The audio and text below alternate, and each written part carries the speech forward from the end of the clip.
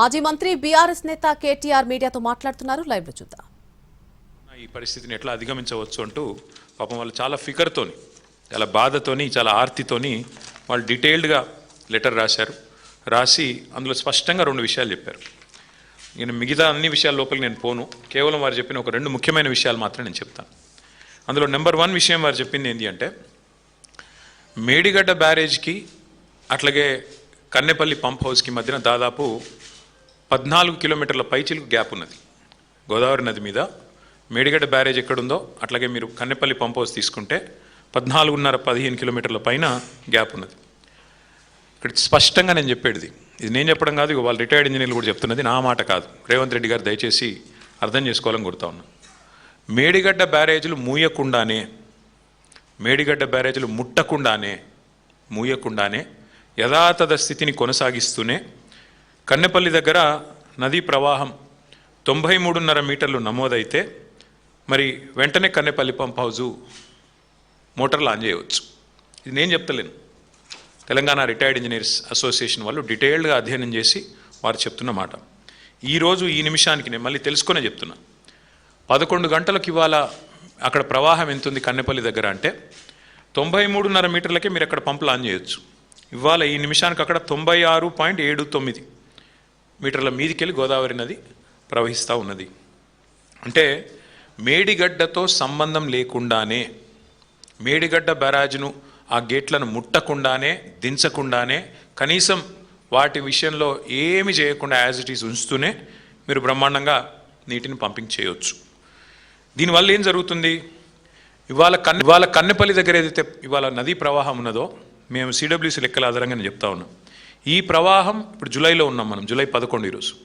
ఈ రోజు నుంచి అక్టోబర్ వరకు, ఎందుకంటే గత 50-60 సంవత్సరాల డేటా అధ్యయనం చేసిన తర్వాత సిడబ్ల్యూసీ రిపోర్ట్ ప్రకారం ఇక్కడ ఈ కన్నెపల్లి దగ్గర అక్టోబర్ వరకు ఇదే తీరుగా ప్రవాహం కొనసాగుతూనే ఉంటుంది.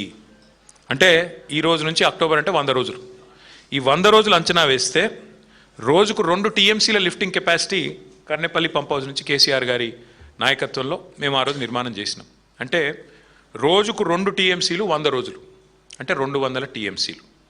200 టీఎంసీలు కనుక మనం చూసినట్టయితే total storage capacity on Godavari మొత్తం చూస్తే మీరు 418 టీఎంసీలు.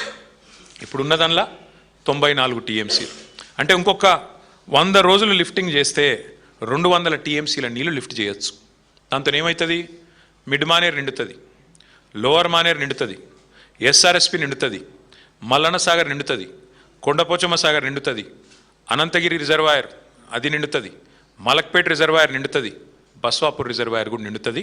మొత్తం ఈ గోదావరి బేసిన్ అంతా సస్యశ్యామలం చేసే అవకాశం ఇవాళ ఈ రాష్ట్ర ప్రభుత్వానికి ఉంది అంటూ నేను, మా మధుసూనాచారి గారో, మా ప్రశాంత్ రెడ్డి గారో, మా రాజయ్య గారో, మా రమణారెడ్డి గారో చెప్పట్లేదు, చెబుతున్నది తెలంగాణ రిటైర్డ్ ఇంజనీర్ల సంఘం.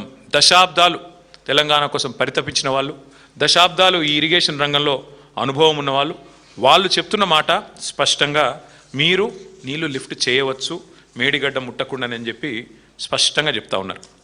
అయితే ముఖ్యమంత్రి గారికి కొన్ని బేసిజాలు అడ్డం వస్తూ ఉన్నాయి. వారికి నేను ఇంకొక మాట కూడా చెప్తా ఉన్నాను. వారు నిన్న బోడిగుండుకి శంకరాచార్యులకు ముడిపెట్టినట్టు, అదేమంటారు మన బోడిగుండుకు మోకాలకు ముడిపెట్టినట్టు, పీర్ల పండుగకు శంకరాచార్యులకు ముడిపెట్టినట్టు ఇష్టం వచ్చినట్టు మాట్లాడినారు. వాస్తవం ఏంటి అంటే మేడిగడ్డ బ్యారేజ్ ముట్టే అవసరం లేదు, నెంబర్ 1. నెంబర్ 2, మరి కన్నెపల్లిలో పంప్ హౌస్లో మోటార్లు చాలు చేస్తే నీళ్ళు ఎక్కడ పోతాయి అంటే అన్నారం నుంచి సుందిల నుంచి ఎల్లంపల్లి నుంచి పైకి మిడ్ మానేరు పోతాయి. మరి అన్నారం సుందిల విషయంలో ఏదో ఉన్నది అని మాట్లాడినారు. అయ్యా రేవంత్ రెడ్డి గారు, ఇరిగేషన్ మంత్రి ఉత్తమ్ కుమార్ రెడ్డి గారు, మీకు నేను చెప్పేది ఒకటే, మీ ఇంజనీర్లు చెప్తున్నారు మాకు, ఎవరో కాదు, అన్నారంలో సుందిలలో మీరు గ్రౌటింగ్ పని అయిపోయింది, అక్కడ గ్రౌటింగ్ ఏదైతే చేయాల్సి ఉండే పని అయిపోయింది.